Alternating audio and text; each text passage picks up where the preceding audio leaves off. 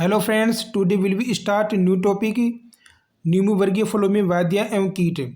तो आज अपन न्यूमी वर्गीय फलों की वाद्य और कीट देखते हैं। इसके बाद हम नेक्स्ट फ्रूट और पपीता दो ही फ्रूट की स्टडी करेंगे।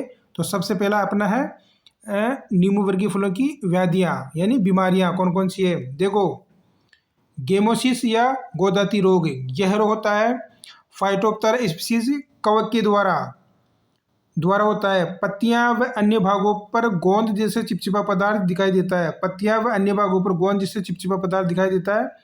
और ये अपन ने पहले भी पढ़ा था, तो ये ध्यान रखना। गोमोसिस या गोदाती रोग किसके कारण होता है? फाइटोप्तेरा स्पीसीज के कारण होता है। या एग्जाम में आए किसी बैक्टीरिया के द्वारा होता है, वायरस के द्वारा, तो कवक के द्वारा होता है। ध्यान रख, कवक के द्वारा होता है ये। और पत्तियां व अन्य भागों पर, टहनियों पर क्या गोंद जैसे चिपचिपा पदार्थ क्या दिखाई देता है। इसके नियंत्रण के लिए काम में लेते हैं बोर्डो पेस्ट। बोर्डो पेस्ट का मतलब होता है कॉपर सल्फेट रेसो चूना रेसो पानी कितना लेना चाहिए? 1:1:1 अनुपात के अंदर लेना चाहिए। इससे ज़्यादा नहीं लेना चाहिए। तीनों की मात्रा एक एक अनुपात के अंदर समान होनी चाहिए। नेक्स्ट डिजीज अपने बैक्टीरिया कैंकर, सिट्रस कैंकर। देखो, ये बैक्टीरिया के द्वारा होता है, नाम से पता पड़ रहा है। तो इसका वैज्ञानिक नाम है जेंथोमोनास एक्जोनोपोडिस। एग्जाम के अंदर क्वेश्चन आए कि सिट्रस कैंकर किस जीवाणु के द्वारा होता है? तो जेंथोमोनास एक्जोनोपोडिस के द्वारा होता है। तथा लीफ माइनर कीट के द्वारा फैलता है। किसके द्वारा फैलता है?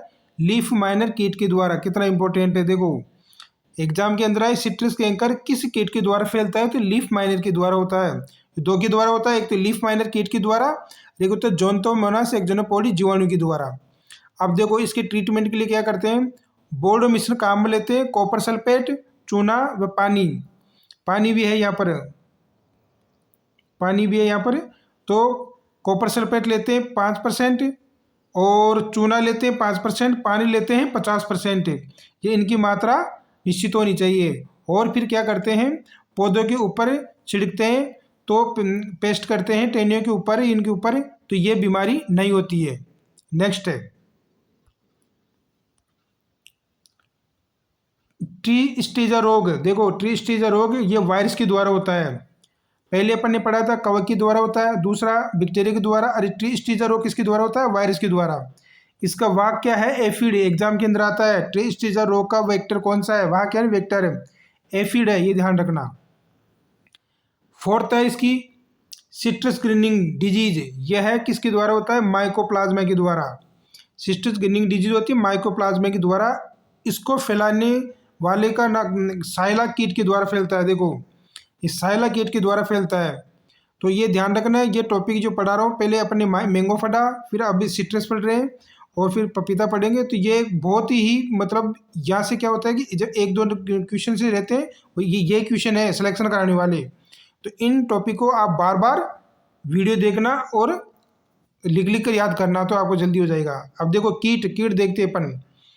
साइला, पहला कीट है साइला, जिसके वैज्ञानिक नाम है डाइफोरिना सिट्री। डाइफोरिना सिट्री है साइला का नाम। ये किस रोग का वाहक है? ग्रीनिंग रोग का वाहक है, ये जो अपन ने पहले पढ़ा। नेक्स्ट है लीफ माइनर। ये कीट है लीफ माइनर। इसका वैज्ञानिक नाम है फाइलोटक्निस्टिस सिट्रिला है। ये कैंकर रोग का वाहक है, वेक्टर है, कैंकर रोग का वेक्टर है। कौन? लीफ माइनर, जो अपन ने पहले पढ़ा। थर्ड है सिट्रस एफिड या मोलिया। यह इसका वैज्ञानिक नाम है टोक्यो ऑब्जोटेरा ओरिएंटाइस। ट्री स्टीजर रोग, ट्री स्टीजर रोग का क्या वेक्टर है? ये वेक्टर जरूर याद करना। ये पूरे टॉपिक के अंदर वेक्टर आ रहे हैं जितने बहुत इंपॉर्टेंट है। ये वेक्टर आ गया, ये वेक्टर आ गया, ये वहाँ ये आता ना कि इसके द्वारा फैलता है, इसके द्वारा फैलता है, ये जरूर दिया याद रखना। नेक्स्ट है फोर्थ नींबू की तितली, लेमन बटरफ्लाई। इसका वैज्ञानिक नाम है पेपिलियो डेमोलियस, इसके वैज्ञानिक नाम है। इसकी लटें यानी लार्वा चींटियों की जैसी दिखाई देता है। ये एक स्पेशल एक सिम्टम करेक्टर है। लास्ट है फल चूसक मौत। फल चूसक मौत, देखो ओथरिस फुलोनिका, इसका वैज्ञानिक नाम है। यह केवल प्रौढ़ ही फलों को रस चूसता है। ये प्रौढ़ क्या करता है? फलों को रस चूसता है। तो ये भी ध्यान रखना। नेक्स्ट फल है अपना पपीता। इसकी की वाद्य कीट देखते हैं। तो सबसे पहली वाद्य इसकी डिजीज है तना गलन, जिसको डंपिंग ऑफ बोलते हैं अपन। इसका वैज्ञानिक नाम है पाइथियम एफिनिडर्मेटम। ये कवक के द्वारा होता है। और ये कौन सी जगह में ज़्यादा होता है, किस अवस्था में होता है? पपीता की प्रारंभिक अवस्था नर्सरी में प्रमुखता से होता है ये। और नमी वाली जगह ज़्यादा होता है, जहाँ पर नमी ज़्यादा रहती है तो वहाँ पर ज़्यादा होता है कौन सा रोग? तना गलन या डंपिंग ऑफ। अब इसकी ट्रीटमेंट के लिए रोकथाम हेतु बाविस्टिन फफूंदनाशी से बीज उपचारित करते हैं। इसका सीड ट्रीटमेंट किया जाता है फंजीसाइड के द्वारा, जो उसका नाम है बाविस्टिन।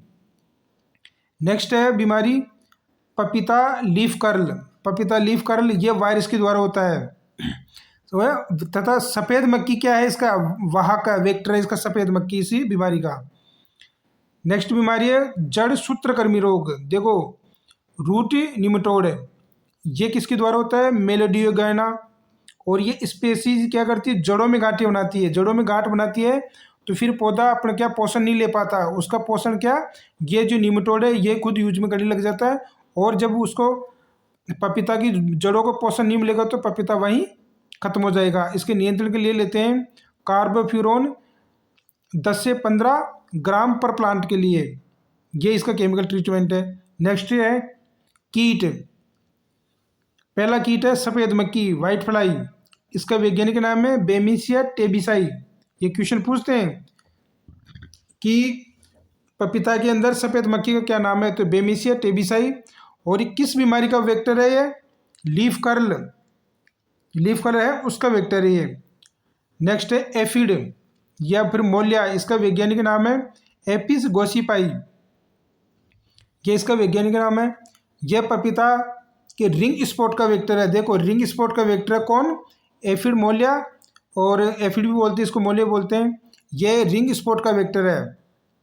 और रोकथाम के लिए काम लेते हैं सफ़ेद मक्खी एफिड दोनों की रोकथाम के लिए एसीफेट 1.0 ml पर लीटर पानी की, या फिर डाईमिथोइट 30 EC 1 ml पर लीटर के अंदर काम में लेते हैं।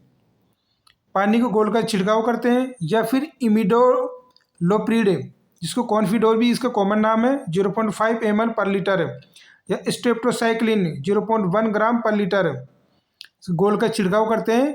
तो फिर ये दोनों वेक्टर क्या होते हैं? खत्म हो जाते हैं। और इससे फिर क्या फ़ायदा है?